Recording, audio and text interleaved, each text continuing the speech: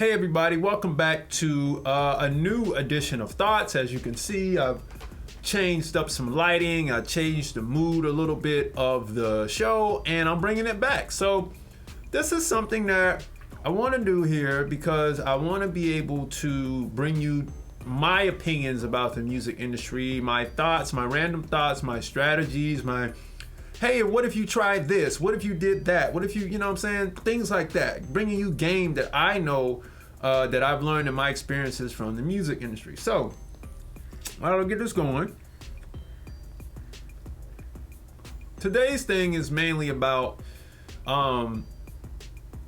record labels being predatory lenders, okay? It's not to say that people who work at the record label are bad, but when someone comes to give you a deal, right? That deal is usually predatory. How could I say this? You say, Casey, how could you say this?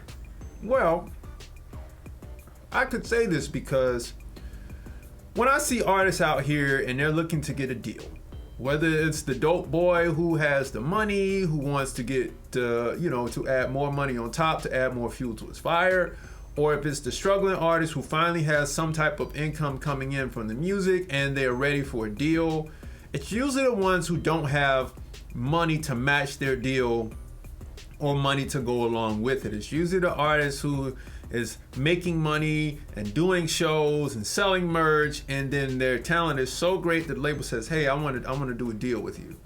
Okay? At that point, the deals I feel are predatory. Because the deal, they know, just like 98% of the deals out here, artists will never pay back. And if you go to my Artist Royalty Explain video on my Record Labels Explain series, you'll see I'll put it right up there. But if you go there, you'll find that if I'm coming to you and I'm giving you a deal of $1 million per album, and you're doing shows and you're making money from the shows, you're selling merch, you're making money, and a deal comes along across the table because you're just blazing hot in your region, right? You're just blazing hot. Like, you're not known on a national level, just right in your itty bitty region, you're blazing hot, right? Maybe a tri-state region, like a 300-mile radius region, like you're blazing, and somebody tipped off the record labels and they said, hey, look, let's go find this guy, let's sit down and let's talk to him, let's just offer him a cool $1 million per album and see how it works, see what he or she says. Okay? At that point, they're preying on you. They know it. They know that you're not gonna pay this back. You don't have no experience. You're just getting off the ground. Like you just trying to make it, trying to feed your family. Of course they know you trying to feed your family. Of course they know you can't pay your rent. And you riding around in your, your Nissan Altima, Sentra, or your 1994 Honda Accord. Like, they know that this person is working hard and they're generating cash, but they need more to go bigger because they want to go bigger. So we're going to offer him or her a deal. All right. Now it is on you to say that, will I take this deal or will I not? Think about this. Would you take $1 million deal if you were generating around $5,000 a month across the board in music streams, merchandise, hard ticket sales, and anything else? All right, think about that for a second. Would you do that? Because me knowing what I know, the only reason why you would take a deal like that is because, number one, you don't have the financial fortitude to figure out what it is you need to do from there to get more influx of cash, because you need money to expand. And you've been chasing the deal your whole life. But the problem with artists is the fact that most artists want the fame. And you as an artist have to think about that. Producers don't really care. All these other people that work around, they need you to have money so they can have money. But the artist wants the fame. So the artist goes out, record label comes in, says, hey, I got $1 million for you. You say, per album? Yeah, we got $250,000 for your artist advance, or $100,000 for your artist advance. You don't know that in that artist advance, you got to pay your manager, because they're going to give you one. You're not going to walk into a record deal without a manager.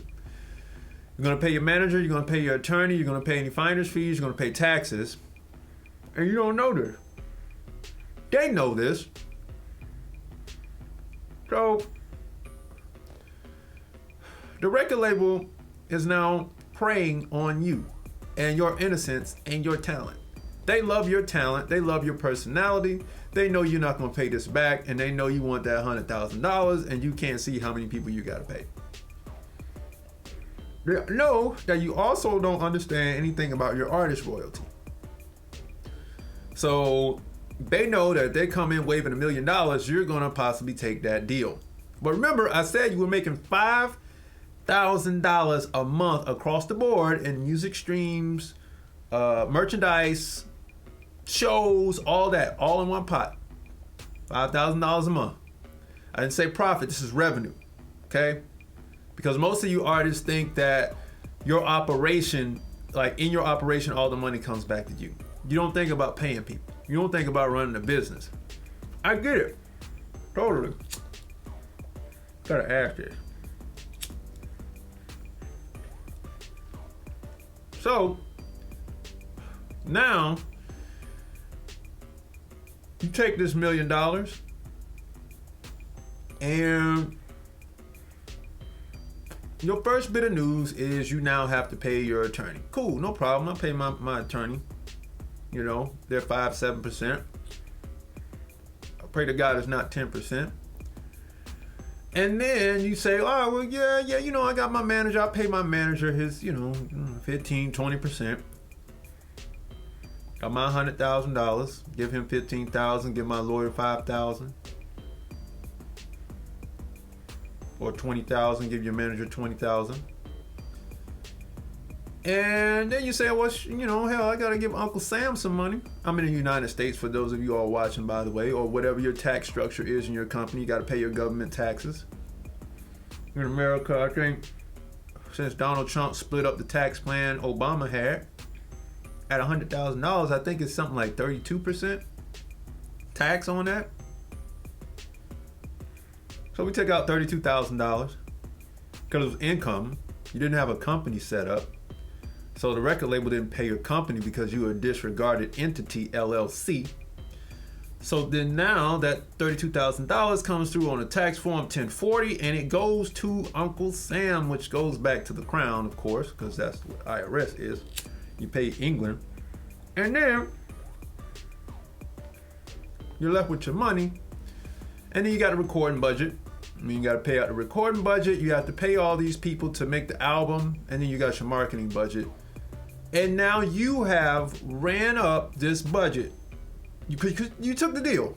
We're continuing this video because you took the deal, and now you got to recoup. But what you traded was your master recording rights for $1 million per album, and in order to make that money back, it's going to take you quite some time.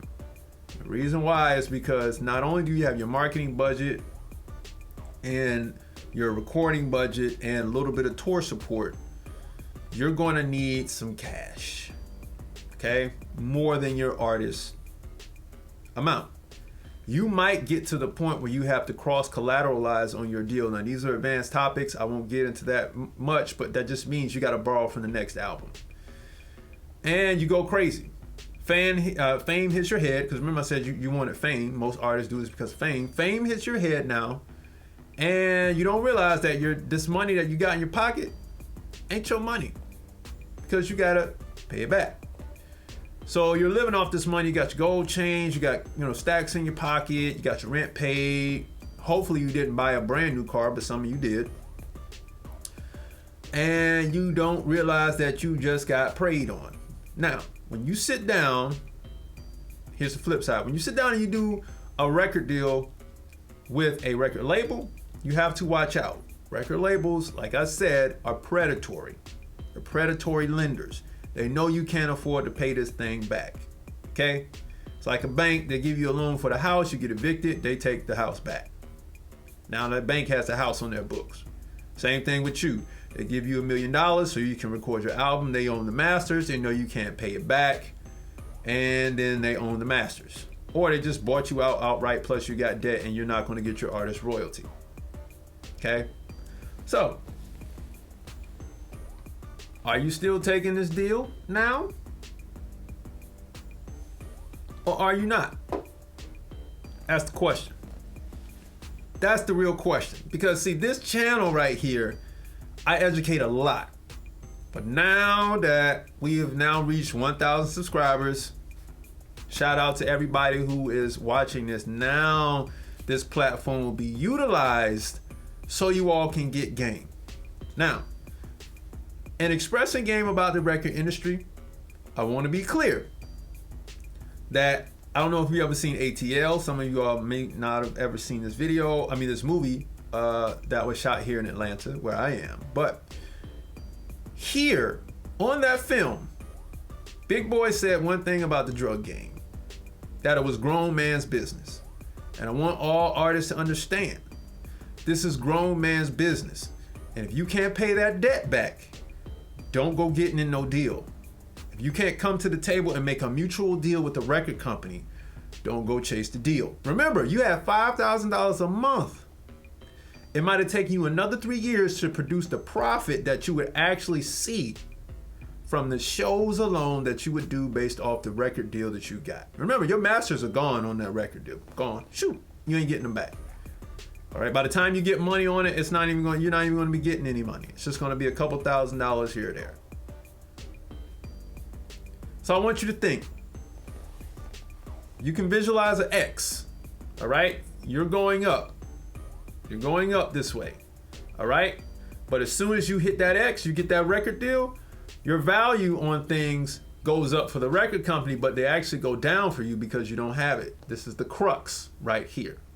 All right, so I want you all to be careful when these offers come in to some of my more successful watchers and followers. All right, this is thoughts. This is I want to keep it chill. This is for the subscribers mainly. Like, you know, I'll have a lot of people come in and check out this show, but I'm kicking it. That's what this show is about. I just want to sit and have a conversation with you all about things. Eventually this will get to a Q&A session. But as always, you all know you can download my materials below, my profit maximization checklist, and my musician's guide to self-publishing. Also, because we've hit 1,000 followers or subscribers on YouTube here, the website is now up, so you all can book a call with me now, and you don't have to go in through the text number all the time. Just go to the website, book a consultation call, whether it be 30 minutes or an hour. You can grab one there. You can grab all my materials at the site. You can see all the videos on the site, and then there will be much more. Courses are in the works. The Musician's Guide to Self-Publishing #2 is in the works. I've had some delays on that, so that is still in the works. All right, so that's coming. This is a couple updates for you all, and I want to make this weekly, so I will see you all next week on Thoughts. All right, peace.